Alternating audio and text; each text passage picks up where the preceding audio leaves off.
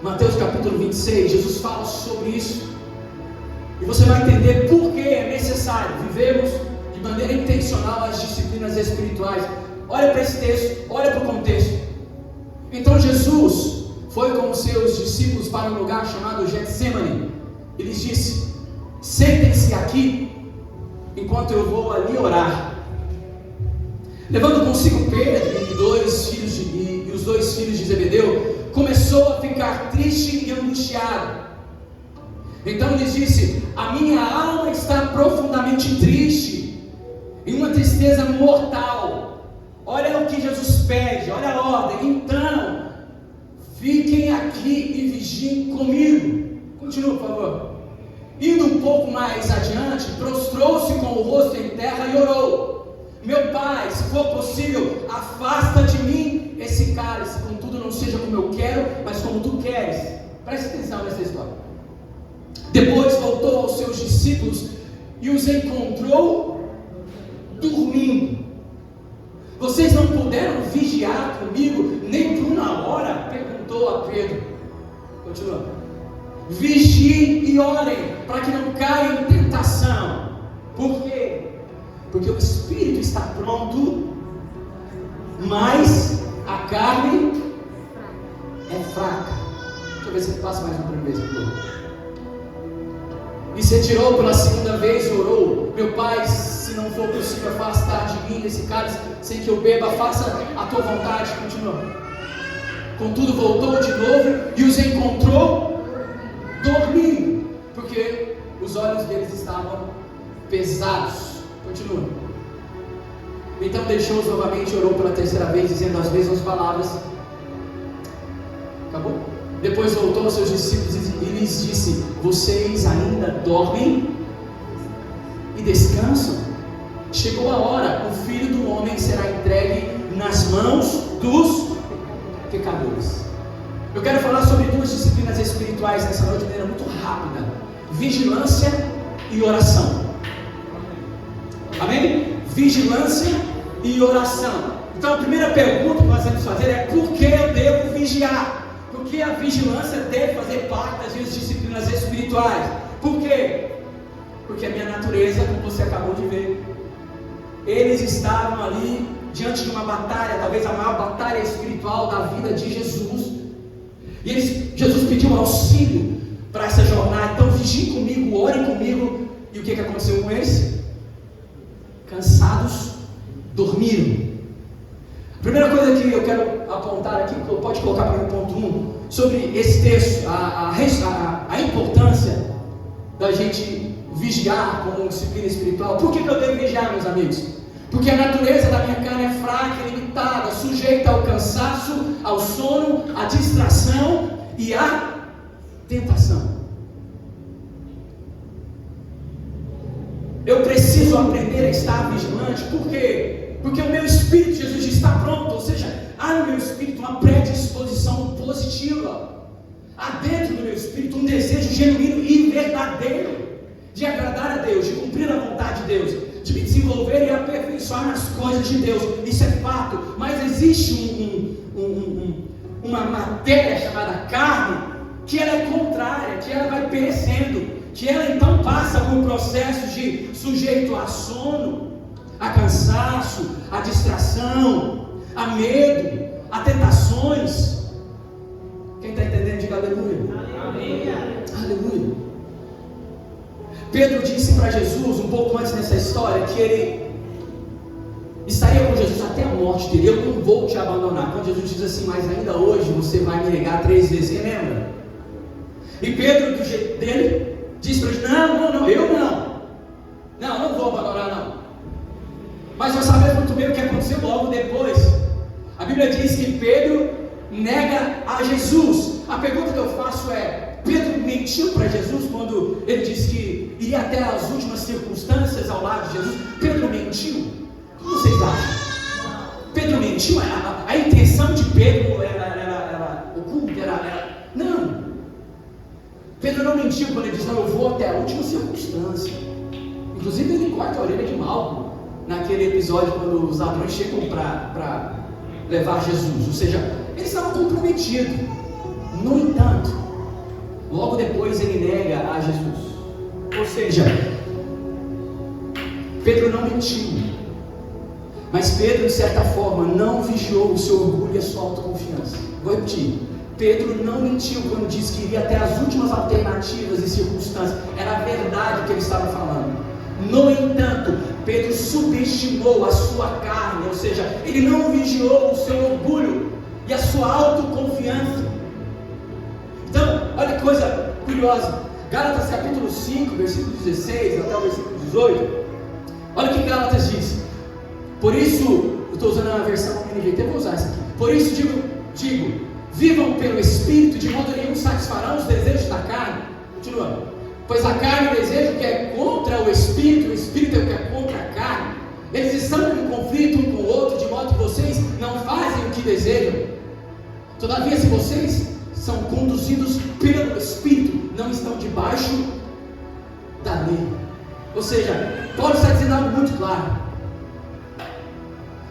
Nós podemos estar internamente com boas intenções para servir a Jesus, mas se nós subestimarmos uma natureza que tenta lutar contra as coisas que são do Espírito, nós temos uma grande tendência de sucumbir. Uma grande tendência de sucumbir.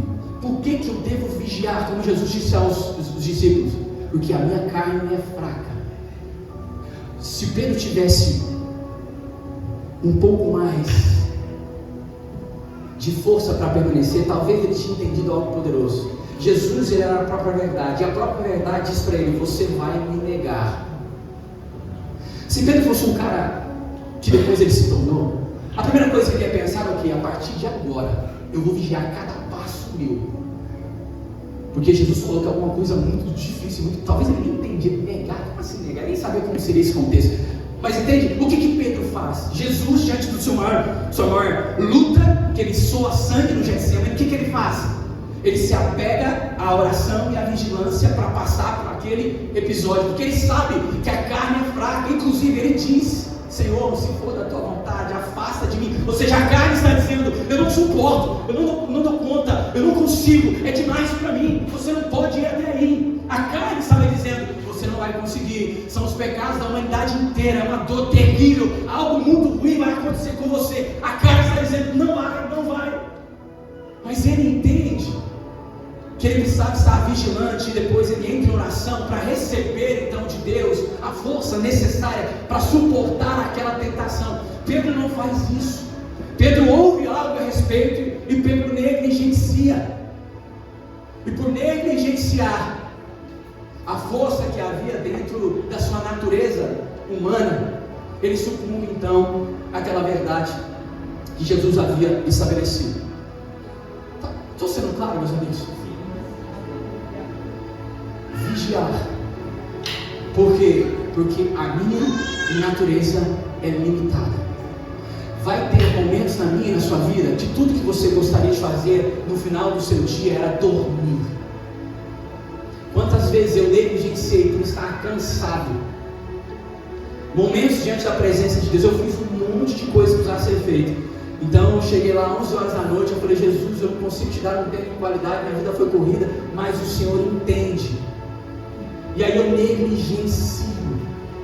Mal eu sei que talvez no amanhã, 24 horas depois, eu possa estar submetido a uma tentação. E é um problema que somente a oração e a vigilância vai me ajudar a enfrentar. Muita gente sucumbe diante de tentações, de propostas, de escolhas, de posicionamentos, de levantes do inimigo. Por quê? Porque esquecem que a única forma de vencer a minha carne, o meu sono, o meu cansaço, a minha preguiça, a minha distração, é o Espírito. Não tem outra forma. Então, no nome de Jesus, a partir de hoje, guarde isso na sua cabeça. Nós não temos a opção de falar assim: eu sei, Deus entende, Ele não me ama mais, nem me ama menos se eu não orar, se eu não fizer isso. Ok, meu amigo, mas essa é uma conclusão muito infantil na fé. Nós somos chamados para estar desperto o tempo inteiro. E eu tenho que submeter, inclusive, o meu cansaço em alguns momentos, para me render diante de Deus, para receber o fortalecimento necessário, porque no outro dia, uma batalha diante dos meus olhos precisa ser cumprida e vencida. E se eu não estiver aperfeiçoado nele, e não estiver vigilante a respeito de algumas coisas, a minha carne vai sucumbir. Quem está entendendo, diga amém. Amém. A importância das disciplinas espirituais. A segunda coisa que eu aprendo com esse texto de Jesus, a respeito de por que vigiar, pode colocar, por favor. Por que precisamos vigiar? Porque o diabo está à nossa volta, aguardando o descuido da carne para nos tragar. 1 Pedro 5, versículo 8: sejam atentos, tomem cuidado com o seu grande inimigo, sejam alertas e vigiem. O diabo, o adversário de vocês, ronda como um leão rugindo e procurando a quem devorar. Vocês sabem muito bem, quem nos conhece, nós não damos ibope para Satanás aqui não. A gente fala muito pouco, porque maior que está em nós do que está no mundo. Aleluia. Então, nós sabemos que para cada investida de Satanás, Deus tem um caminho de saída 7 vezes mais. Nós sabemos, mas existe uma brecha que nós damos, que é a legalidade de entrar na nossa vida. Paulo diz que é a desobediência. Aqueles que vivem debaixo da desobediência são sucumbidos diante de uma investida de Satanás. E ele é tão desumano, meus amigos. Imagine você, não consigo nem criar uma situação tão hipotética, mas imagine você, alguém que está enfermo, e tudo que ele precisa é de uma ajuda. Vamos criar uma situação hipotética. Alguém com um problema na perna direita e ele não consegue andar, ele precisa de alguém que ajude ele a andar. Aí chega alguém e coloca, ao invés de ajudar ele a andar, coloca uma carga ainda pior para que ele não consiga mais sair do lugar. É desumano. Satanás, ele é tão desumano que ele pega a nossa maior fragilidade, ele espera a nossa maior fragilidade para tentar investir sobre a nossa vida. O texto é Novo Testamento, tá bom? Não é Antigo Testamento, é Novo Testamento. Por que nós devemos vigiar? Nós lemos aqui Pedro dizendo: vigiem. Por quê? Porque o nosso inimigo, chamado diabo, abre um parênteses aqui, tá? Diabo é nosso inimigo, não é inimigo de Deus, tá bom? Tem gente achando que o diabo é inimigo de Deus. Não tem inimigo à altura de Deus. Inclusive quem criou o diabo foi Deus. Então o diabo é o nosso inimigo, e nós o vencemos diante de Deus, escondido em Cristo Jesus, por causa da vitória dele. Amém, meus amigos? Mas a Bíblia diz que ele está só esperando uma fragilidade, porque ele sabe que o ser humano tem um ponto fraco, que é a nossa carne, que é o nosso cansaço, a nossa distração, que é o nosso sono, que é a nossa frieza. Quem está entendendo? Aleluia, aleluia, aleluia. Então, meus amigos, quanto mais fortalecidos no Espírito, maior a mortificação da nossa carne, amém? Quanto mais fortalecido no Espírito, maior a mortificação da nossa carne. E aqui não há padrão de moralidade suficiente capaz de subjugar os nossos instintos. Eu vou repetir: não há padrão de moralidade o suficiente capaz de subjugar a nossa carne. Pense em alguém que você fala assim: cara, o cara tem padrão de moralidade absurdo, ético, tal, uma família X, o negócio dele é X, é assado. Não, o cara tem um padrão altíssimo, elevadíssimo de moral. Deixa eu dizer algo para você: o padrão elevado de moralidade não tem poder para subjugar a nossa carne. A única coisa que tem poder de subjugar a nossa carne chama-se Espírito, vida no Espírito. Então tem muita gente que se apega ao seu padrão de moralidade. Não roubo, não mato, não fumo, não isso, não aquilo, tentar, não sei o que, então está tudo bem. Não está tudo bem. Isso pode te dar bons caminhos em uma boa jornada, mas não é o suficiente diante de uma investida. Por quê? Porque a única coisa que subjuga a nossa carne é uma vida mediada ao Espírito Santo de Deus. Há uma palavra que você conhece muito bem, que diz assim: aquele que está de pé, cuide-se para que não. Vocês entendem? O problema é de achar que eu estou vivendo a melhor versão da minha vida, só que essa melhor versão da minha vida não está sendo construída com uma vida destinada e submetida ao Espírito. Não. Eu aprendi boas chaves coach, eu aprendi bons padrões, eu tive um bom plano, isso não significa que você vai conseguir ficar muito tempo neste lugar. Porque o que te sustenta no dia mau, no dia da tentação, nas investidas da vida, nas tempestades, chama-se vida no Espírito. Isso é possível debaixo de muita disciplina espiritual. A Bíblia diz que Noé, depois de ter vivido aquela experiência do dilúvio, depois de ter vivido uma grande vitória, ele não vigiou e bebeu demais. Então ele passou por um grande vexame na sua vida, e aí tem vários comentários que vão tentar interpretar o que acontece entre ele e os filhos, e você que lembra da história. Um homem de Deus tinha acabado de vencer o dilúvio da história. Ele não vigiou depois de uma grande vitória. Então assim, olha, Jesus tem muita vitória para mim e para você, você acredita nisso?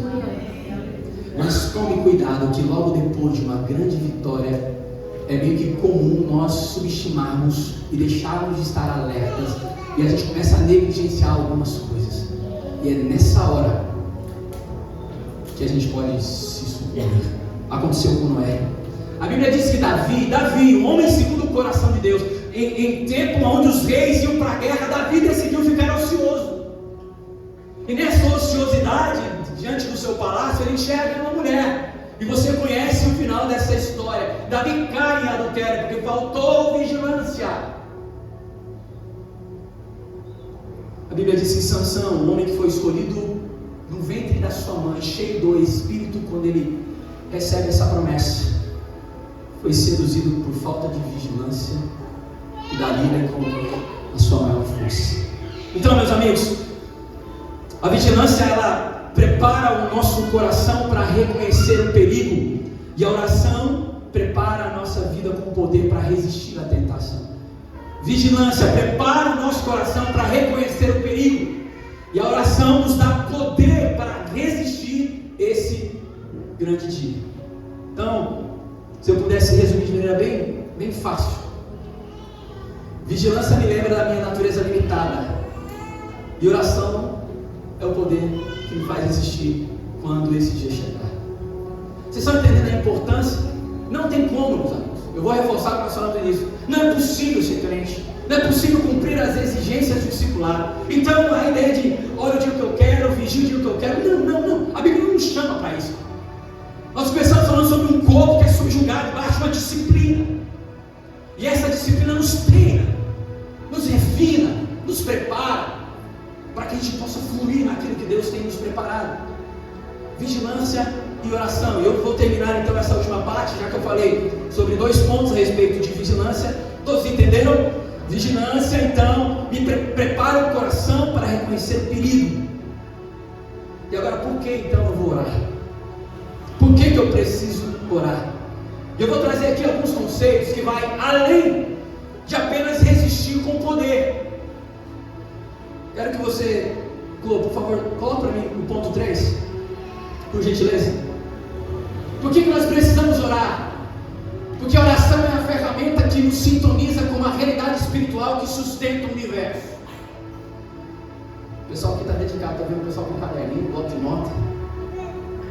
Por que nós precisamos orar? Porque além de ter poder para resistir à tentação, o dia mau, a oração é a frequência que me sintoniza com uma realidade espiritual que sustenta todo o universo. Eu não sei se você sabe, mas o que sustenta o universo não são apenas leis físicas, meus amigos, são nem quânticas.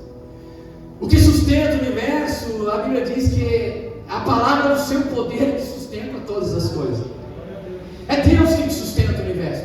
Quando Ele cria todas as coisas, a ordem que sustenta essa realidade são aspectos espirituais. E a oração é essa ferramenta da disciplina que nos conecta de novo. Imagine, nós fomos criados em Deus de maneira perfeita, e a nossa comunhão com Ele era perfeita. E aí a Bíblia diz que o pecado entra no mundo por causa da desobediência. E o que acontece? É como se eu pegasse esse fio aqui e tirasse da tomada. O pecado fez isso com a gente. Nos desconectou da frequência que sustenta de forma espiritual toda a realidade do universo.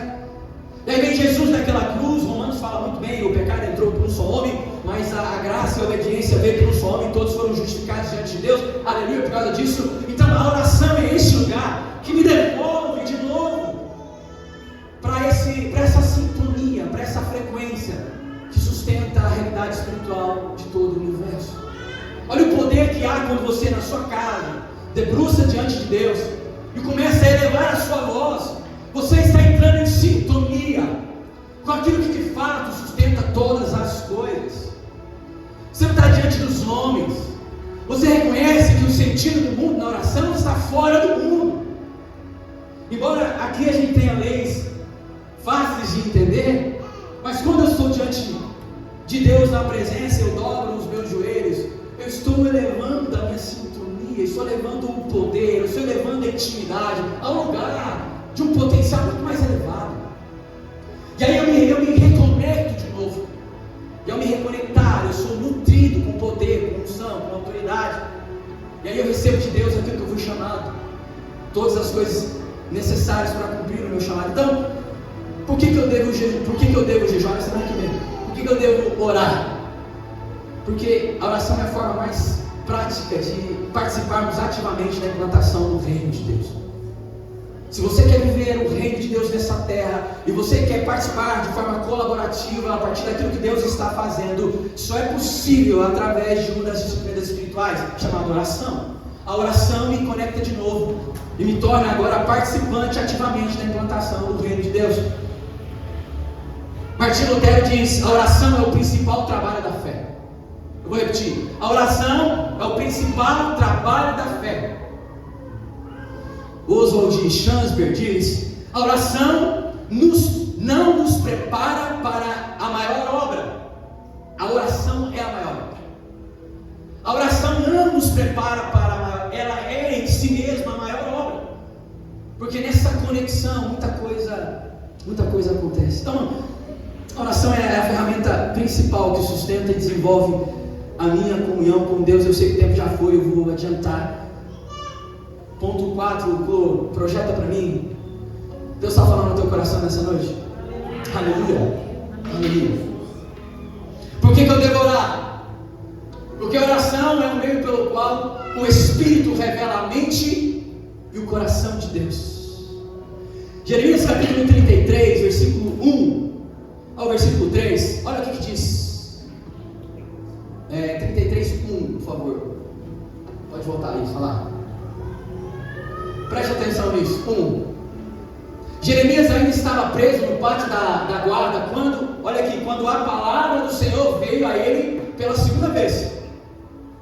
Assim diz o Senhor que fez os céus e a terra, o Senhor que a formou e a afirmou: clame a mim e eu responderei, e direi a você coisas grandiosas e insondáveis que você não conhece. Deixa aqui. Ele está dizendo: olha, você precisa orar, porque quando você orar, não é só uma simples uma oração para atender o pedido. A oração também revela o coração e a mente de Deus. Quando você clamar a mim, orar a mim, eu vou te responder. Mas não é apenas uma simples resposta. Eu te darei, ou revelarei a você, coisas grandiosas e insondáveis que você não conhece. Olha que algo poderoso. Imagine você orando uma vida prática de oração e Deus começa a revelar o coração dele para você em oração. Começa a revelar as coisas do porvir. A Bíblia diz que enquanto Daniel orava, Deus dá a ele uma visão, uma revelação a respeito dos últimos dias.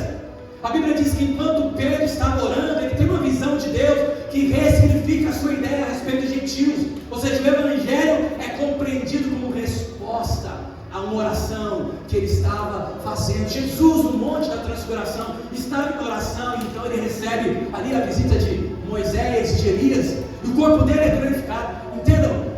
Existe algo poderoso acontecendo na oração. Algo poderoso acontece quando você está disposto a orar.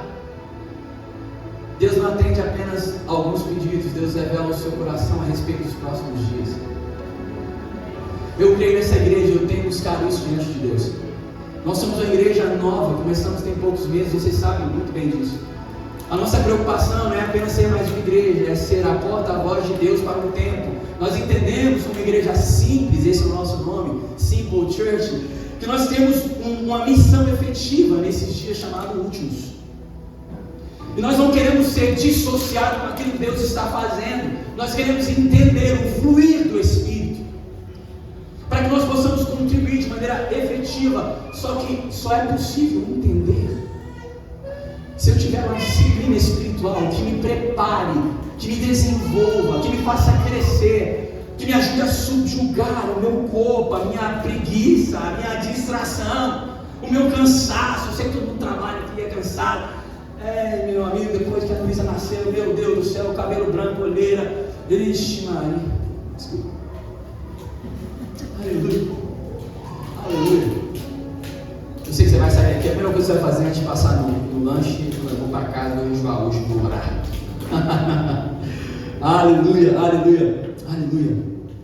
Vai chegar um tempo onde a nossa igreja vai estar fluindo na vida do Espírito. E nós vamos receber palavras rema, palavras pontuais para o tempo.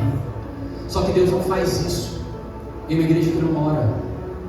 Deus não faz isso em uma vida que não jejua, que não vigia, que não entende que o corpo que ele carrega pode o sabotar. E agora eu encerro o ponto 5, dizendo 5, por favor, Cláudio. Por que nós precisamos orar? Porque a oração transforma o que desejamos antes de atender o que pedimos.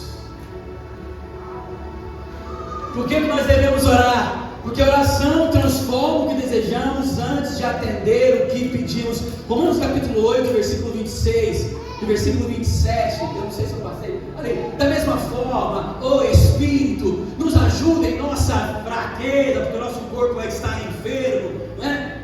Pois não sabemos como devemos orar, mas o próprio Espírito intercede por nós com gemidos inexprimíveis. Continua. E aquele que sonda o nosso coração conhece a mente do Espírito, porque o Espírito intercede pelos santos de acordo com a vontade de Deus. Quando a gente está orando, a gente pede a intervenção do Espírito, ele entra nessa oração, ele começa a ser o nosso intercessor.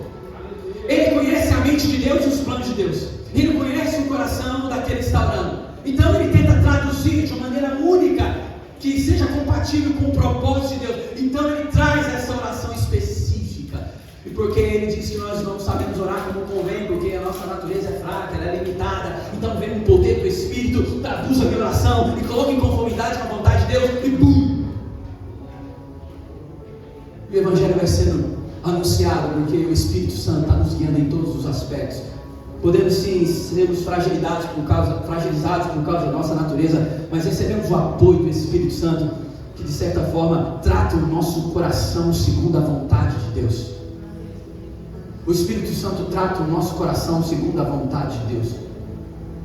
Então, eu quero que você aprenda algo muito simples nessa noite. Para todas as orações, todas, existem 3 tipos de resposta. A primeira resposta é quando os nossos desejos são atendidos. A segunda resposta é quando os nossos desejos não são atendidos. E a terceira é quando os nossos desejos não exigem mais uma resposta. Porque eles foram transformados pela oração. Vocês sabem que eu trabalho com terapia. Então, eu normalmente eu trato pessoas no seu estágio mais debilitado emocionalmente falando, talvez o estágio pior da sua existência. E é bastante comum pegar casos bem delicados, como por exemplo, tratar uma mãe que perdeu um filho, tratar pessoas que passaram por fatalidades que, ainda com a melhor das intenções, você não tem a capacidade de dar uma resposta, cara. Que tipo de resposta plausível eu posso dar para uma mãe que perdeu o filho?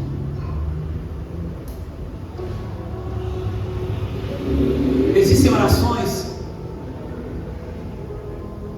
que não têm respostas plausíveis. Mas quanto mais eu insisto em orar, a minha exigência por respostas diminui. E eu começo a entrar num lugar onde o Espírito me leva, chamado a paz que excede todo entendimento. E a paz que excede todo entendimento, ela só é possível ser vivenciada quando eu abro mão da necessidade de entender. Eu confio que mesmo diante da dor que me sucumbe, algo vai acontecer em algum momento. Eu confio que existe alguém que não perdeu o controle de todas as coisas, que os seus planos não podem ser frustrados, e que um dia, e quem sabe em breve, toda lágrima será enxugada do nosso rosto, e toda dor será dissipada, e nós viveremos com Ele eternamente. Só a oração pode me levar a esse lugar onde não existem respostas plausíveis, mas onde uma paz que excede todo entendimento me traz calma, confiança e me impulsiona a continuar vivendo mesmo em detrimento, a despeito do que eu estou enfrentando. Há pessoas que a gente ora e Deus opera, há pessoas que a gente ora e Deus não cura. Fizemos uma campanha uma vez na igreja em São Paulo, onde tinha 2 famílias com um ente em câncer. E oramos, jejuamos, fizemos relógio de oração, entramos em campanha, fizemos tudo que fosse necessário. Uma pessoa foi curada e a outra não. A pergunta que eu fiz é: Deus, o que nós deixamos de fazer? Por que só não foi alcançado e a bênção não foi dobrada? Porque os desígnios de Deus são insondáveis. Agora, o maior milagre é você tratar uma mãe que perdeu um filho recentemente e que ainda encontra razão para seguir. Ela levanta e sabe que aquela dor, ela não vai passar, ela vai ser administrada, mas ela consegue perseverar, porque Deus lhe dá sustento. E nós temos resposta.